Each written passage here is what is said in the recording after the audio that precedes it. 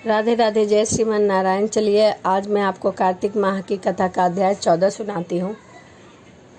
तब उसको इस प्रकार धर्मपूर्वक राज्य करते हुए देख देवता शुद्ध हो गए और उन्होंने देवाधिदेव शंकर का स्मरण करना आरंभ कर दिया। तब भक्तों की कामना पूर्ण करने वाले शंकर ने नारद जी को बुलाकर देव की कार्य की इच्छा से उनको वहाँ भेजा। शंभु भक्त नारद शिव की आज्ञा से देवपुरी में गए। इंद्रादि सभी देवता व्याकुल हो शीघ्रता से उठ नारद जी को उत्कंठ भरी दृष्टि से देखने लगे। अपने सब दुखों को कहकर उन्हें नष्ट करने की प्रार्थना की। तब नारद जी ने कहा, मैं सब कुछ जानता हूँ, इसलिए अब मैं दैत्यराज जलंधर के पास जा रहा हूँ। ऐसा कह नारद जी देवताओं को आश्वासित कर जलंधर की सभा में आए। जलंधर ने नारद जी के चरणों की पूजा कर हंसते हुए कहा, हे ब्राह्मण, कहिए आप कहाँ से आ रहे हैं, यहाँ कैसे आए? मेरे योग्य जो सेवा हो उसकी आज्ञा दीजिए। नारद जी प्रसन्न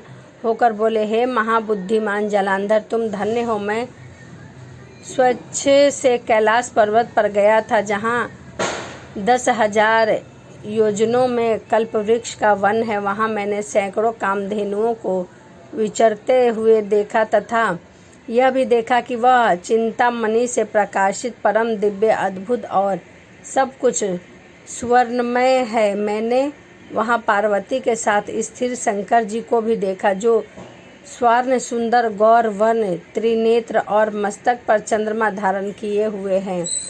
उन्हें देखकर मुझे बड़ा आश्चर्य हुआ कि इनके समान समृद्धिशाली त्रिलोकी में कोई नहीं है।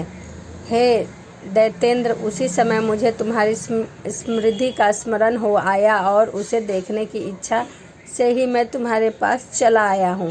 यह सुनकर जलंधर को बड़ा हर्ष हुआ। उसने नारद जी को अपनी सब समृद्धि दिखा दी। उसे देख नारद ने जलंधर की बड़ी प्रशंसा की और कहा कि निश्चय ही तुम त्रिलोकपति होने के योग्य हो।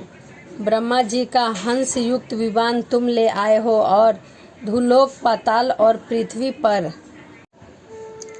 जितने भी रत्नादि हैं सब तुम्हारे ही तो हैं। ऐरावत, उच्च श्रवा, घोड़ा, कल्पवृक्ष और कुबेर की निधि भी तुम्हारे पास है। मणियों और रत्नों के ढेर भी तुम्हारे पास लगे हुए हैं। इससे मैं बड़ा प्रसन्न हूँ, परंतु तुम्हारे पास कोई स्त्री रत्न नहीं है। इसके बिना तुम्हारा यह सब फीका है। तुम किसी स्त्री रत्न को ग्रहण करो। नारद जी के ऐसे वचन सुनकर दैत्यराज काम से व्याकुल हो गया और उसने नारद जी को प्रणाम कर पूछा, ऐसी स्त्री मुझे कहाँ मिलेगी जो सब रत्नों में श्रेष्ठ हो? नारद जी ने कहा, ऐसा रत्न तो कैलाश पर्वत में योगी शंकर के ही पास है। उनकी सर्वांग सुंदर पत्नी देवी पार्वती बहुत ही मनोहर है। उसके समान सुंदरी मैं किसी को नहीं देखता।